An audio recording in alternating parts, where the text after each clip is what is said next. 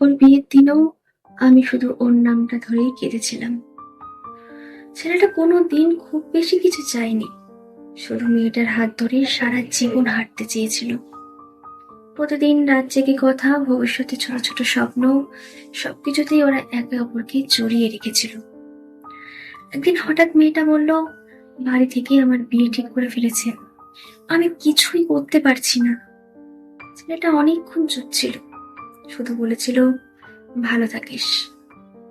তারপর আর কোনো ঝগড়া হয়নি, কোনো কান্না দেখায়নি সে, শুধু চুপচাপ সরে গিয়েছিল। বিয়ের দিন দূর থেকে লাল শাড়িতে মেয়েটাকে দেখছিল ছেলেটা। সবাই খুব খুশি, সবাই হাসছে।